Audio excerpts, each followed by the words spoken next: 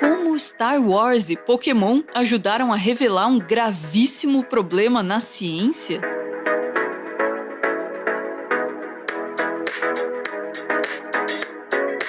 Essa aí é a capa da edição mais recente da American Research Journal of Pharmacy, uma das 54 revistas científicas publicadas pela editora American Research Journal. O site da editora diz que os artigos científicos publicados pelas revistas pertencentes a ela passam por um rigoroso processo de revisão por um conselho editorial especializado e por uma equipe de revisão, que dão extrema importância à qualidade da pesquisa. Olhando assim, parece uma revista confiável. Em 2017, duas revistas da American Research Journal aceitaram publicar ao mesmo tempo esse artigo aí. Parece um artigo sério sobre a estrutura, funcionamento e relevância médica das mitocôndrias, que são aquelas estruturas das células que produzem energia. O artigo diz que as mitocôndrias também são conhecidas como midi-chlorians. Não, pera lá, midi-chlorians não são aqueles seres fictícios do Star Wars, formas de vida inteligente que vivem dentro de outros seres vivos e que permitem a comunicação com a força? Que eu me lembre, os Jedi são Jedi justamente porque possuem uma alta quantidade de midi-chlorians. Pois é aí que você percebe que o artigo é uma grande trollagem. O texto não diz nada com nada e tá cheio de referências a Star Wars, como esse trecho que diz: midi-chlorians são formas de vida microscópica que vivem em todas as células vivas. Sem midi-chlorians a vida não existiria e nós não teríamos conhecimento da força. E esse outro trecho que, bom, a gente vai deixar o próprio Palpatine ler pra você. Você já ouviu falar da tragédia de Darth Plagueis, o Sábio? Não, eu achei que não. Não é uma história que um Jedi contaria. É uma lenda Sith. Darth Plagueis era um Lorde Sombrio de Sith, tão poderoso e tão sábio que conseguia utilizar a força para influenciar os midi-chlorians para criar vida. A gente não sabe quem escreveu esse artigo. Lucas McGeorge é uma referência a George Lucas, o criador de Star Wars. Já o nome Anakin é uma referência a Anakin Skywalker, conhecido popularmente como Darth Vader. Acredite, esse artigo foi aprovado pelo tal rigoroso processo de revisão do Conselho Editorial Especializado da American Research Journal. O artigo só não foi publicado porque os autores não quiseram levar a brincadeira à frente.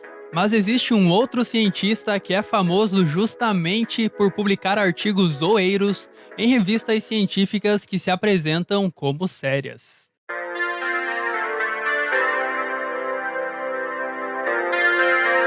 Esse aí é o cientista Matan Shelome, um entomologista norte-americano que dá aulas na Universidade de Taiwan e que adora Pokémon. Ele gosta tanto de Pokémon que já publicou vários artigos sobre eles. Em 2012, ele publicou um artigo mostrando a história e o parentesco evolutivo dos 646 Pokémons que existiam na época.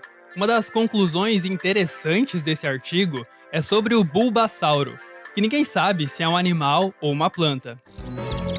Bulbasauro. Pesquisadores estão incertos e devem classificar o Bulbasauro como planta ou animal. De acordo com o artigo, o Bulbasauro é um descendente de animais quadrúpedes, logo, ele está mais para um animal do que para uma planta. O artigo foi publicado na revista Anais de Pesquisas Improváveis, uma revista que é de zoeira mesmo, uma sátira das revistas científicas de verdade. Mas Matan Shelome também já publicou artigos sobre os Pokémons em revistas científicas sérias, ou que pelo menos se apresentam como sérias.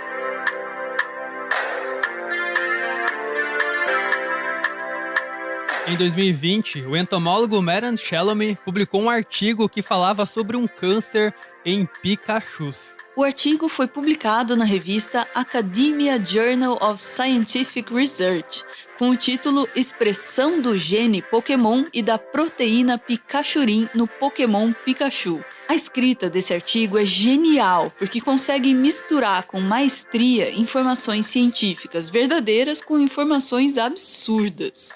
De acordo com o artigo, o objetivo do estudo foi ver se a proteína Pikachurin e o gene Pokémon eram encontrados no Pikachu. A proteína Pikachurin realmente existe. Ela é encontrada na retina e foi descoberta por um cientista japonês em 2008. O que essa proteína faz é aumentar a velocidade com que as informações são passadas dos nossos olhos para o nosso cérebro. A enorme agilidade dessa proteína fez com que ela recebesse o nome de Pikachurin, uma homenagem ao Pikachu. O gene Pokémon também existe. Ele foi descoberto em 2005 e é o que chamamos de proto-oncogene, um gene que, quando sofre mutações, pode causar diversos tipos de câncer. No artigo, Shalom diz que o gene Pokémon não deve ser confundido com o clado Pokémon, um grupo de organismos descritos por Tajiri em 1996. Tajiri é o cara que criou a franquia Pokémon. Só que, ao contrário da proteína Pikachurin e do gene Pokémon, até onde sabemos o Pikachu não existe na vida real, infelizmente. Mas no artigo tem até uma descrição e um nome científico para ele, saca só. Pikachu, nome científico Electricamus scintilla fulgur. É um dos vários roedores elétricos intimamente relacionados, anteriormente chamado de mus elétrica. Os Pikachus são conhecidos por gerarem eletricidade em órgãos eletrocíticos e armazenar essa eletricidade em bolsas na bochecha, por sua correlação com tempestades elétricas anômalas e por sua propensão a usar bonés. A conclusão do artigo é que a proteína Pikachurin realmente é encontrada nos olhos do Pikachu, e que o gene Pokémon é encontrado em tumores do pobre coitado. As referências do artigo também são um show de entretenimento. Tem um artigo do Van Helsing chamado A Utilidade de Metais Abençoados no Despacho de Vampiros, uma revisão. Shalom também cita um artigo do Dr. House chamado Guia de Diagnóstico Diferencial para Lúpus, parte 3. It's not lupus. It's not lupus because it's not lupus. It's never lupus. Lupus is a bad diagnosis. E tem até um artigo do John Lennon chamado Imagine que não há ciência de acesso livre. Mas dentre as publicações de Shalom, a cereja do bolo é um artigo publicado em 2020 que fala sobre a verdadeira origem do novo coronavírus.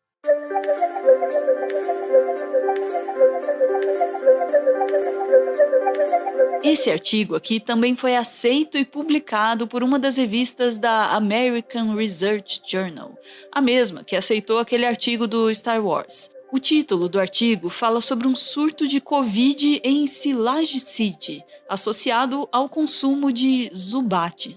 Zubat é o nome de um Pokémon que se assemelha a um morcego. Silage City é uma das cidades de Pokémon, mas aqui é tratada como uma suposta cidade da França.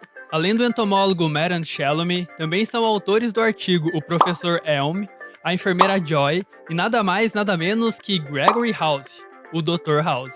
De acordo com esse artigo, vírus geneticamente semelhantes ao novo coronavírus foram encontrados em Zubats, que habitam cavernas da região. Uma investigação epidemiológica confirmou que o paciente 0 se infectou comendo um prato típico preparado com carne de Zubat. A lista de artigos citados aqui também é um show à parte. Tem vários artigos da enfermeira Joy sobre doenças infecciosas que atingem Pokémons. Tem um artigo escrito pela Jessie e pelo James mostrando que o Meow foi infectado pelo novo coronavírus. Também é citado um artigo do Bruce Wayne chamado Fobia de Morcegos e suas aplicações na justiça criminal. Destaque também para um artigo publicado na revista Criaturas Mágicas, que foi escrito por Harry Potter, Ron e Hermione.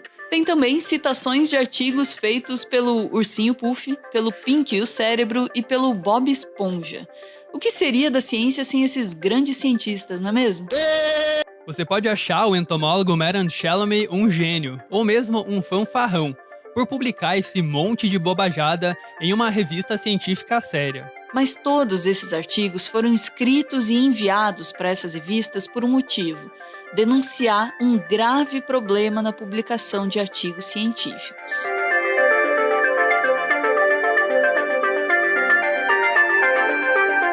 Essas revistas que se apresentam como científicas, mas que publicam qualquer coisa, são chamadas de revistas predatórias. Mas por que essas revistas existem?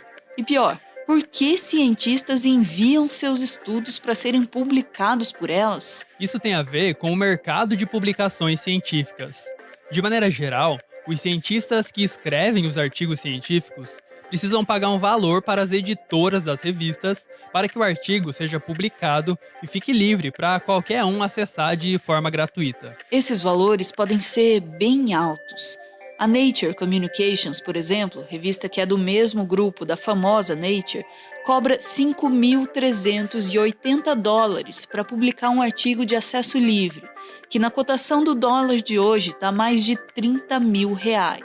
Esse mercado de publicações científicas movimenta mais de $10 bilhões por ano. Algumas revistas até dão a opção para o autor não pagar esse valor, mas aí o acesso a esses artigos fica restrito por um tipo de paywall. Ao invés de cobrar dos autores, essas revistas cobram dos leitores que querem ler o artigo. Esse artigo da Nature, chamado A Crescente Inacessibilidade da Ciência, era inacessível até bem pouco tempo atrás. O que as revistas predatórias fazem é só publicar artigos de acesso livre, cobrando dos autores por isso, claro. Quanto mais artigos elas publicarem, mais dinheiro elas ganham. E por isso, elas aceitam publicar qualquer coisa. Os artigos sobre Star Wars e Pokémons que a gente citou anteriormente são exemplos engraçados. São trollagens que foram feitas justamente para denunciar o comportamento predatório dessas revistas. Mas os problemas gerados por essas revistas podem ser bem sérios. Por exemplo, a Revista Asiática de Medicina e Saúde é uma revista predatória que cobra $500 para publicar aparentemente qualquer coisa. Em julho de 2020, ela publicou um artigo altamente questionável, dizendo que o tratamento com hidroxicloroquina funciona em pacientes com Covid. Esse artigo, publicado nessa revista predatória, costuma ser citado por defensores do tratamento precoce como uma evidência científica de que a hidroxicloroquina funciona contra a Covid-19. Pouco tempo depois, essa mesma revista aceitou publicar esse artigo aí, que mostra que o tratamento precoce com hidroxicloroquina é capaz de diminuir acidentes com patinetes. Esse artigo foi uma sátira do artigo que diz que a hidroxicloroquina funciona contra a Covid. Uma trollagem para desmascarar essa revista e mostrar que ela publica qualquer coisa, até um estudo mentiroso defendendo um tratamento falso. Mas para essas revistas existirem, cientistas precisam aceitar publicar seus estudos nelas. O motivo de cientistas caírem nesse golpe tem a ver justamente com a falta de dinheiro para fazer suas pesquisas. O golpe está aí e não cai só quem quer, cai também quem precisa.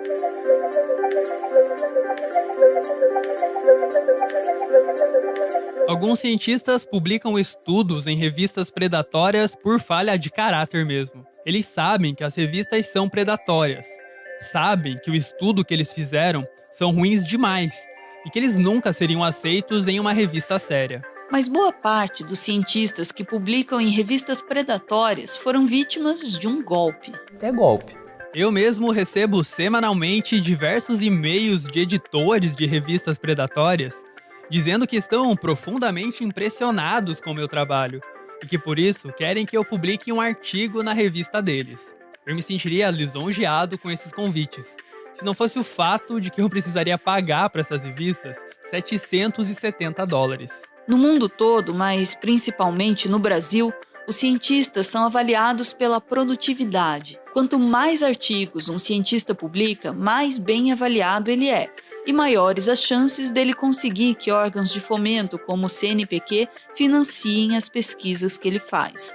Artigos publicados em boas revistas costumam render uma avaliação ainda melhor.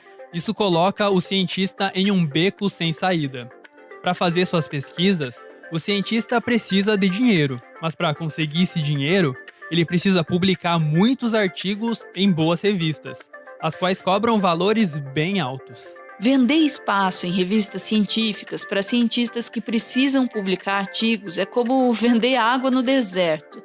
É por isso que os cientistas aceitam pagar valores absurdos para as editoras de revistas científicas. Embora os valores cobrados pelas revistas predatórias também sejam bem altos, eles costumam ser menores que os cobrados por revistas científicas confiáveis. Isso atrai cientistas que podem até ter feito uma boa pesquisa, mas que não têm muita grana para pagar uma publicação em uma revista boa. Existem centenas de revistas científicas consideradas predatórias e acabar com elas não é tarefa fácil. Seria preciso um movimento coordenado de cientistas, editoras de revistas sérias e até de governos.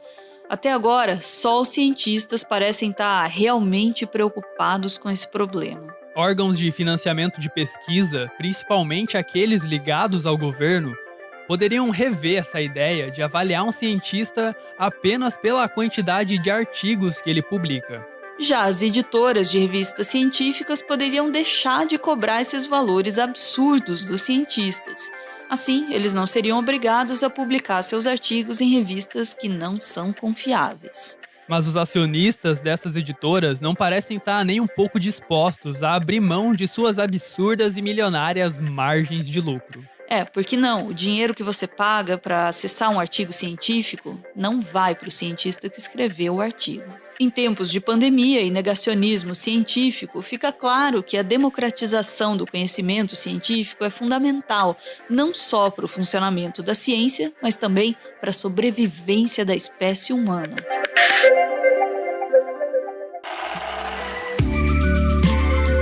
Esse aí é o Everton. Ele é mestre em Biologia Evolutiva e ele faz um doutorado em Ecologia na Universidade Federal do Paraná. E ele é fã do Carl Sagan, mas aí também, quem não é? O Everton é o responsável pela pesquisa e pelo roteiro do Meteoro.exp, o nosso quadro de biologia que você acabou de ver.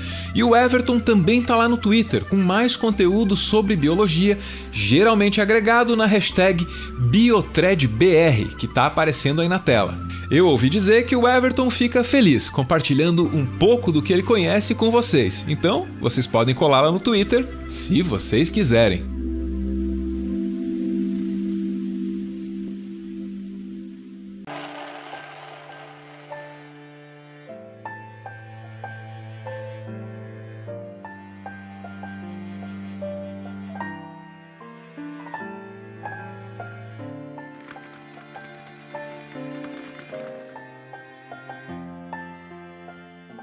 Muito obrigado por ver esse vídeo até o final. O Meteoro é mantido graças a uma campanha de financiamento coletivo. Quem participa aparece aqui no finalzinho para receber o nosso agradecimento e, claro, para homenagear quem ama. O caso do Gustavo, que no último dia 20 de abril, comemorou 3 anos de namoro com a Wandy.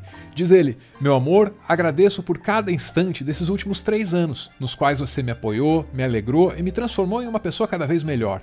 É uma sorte incrível ter você ao meu lado para transformar esse mundo caótico num lugar feliz para nós dois. Te amo para sempre." Beijo, gente. Valeu!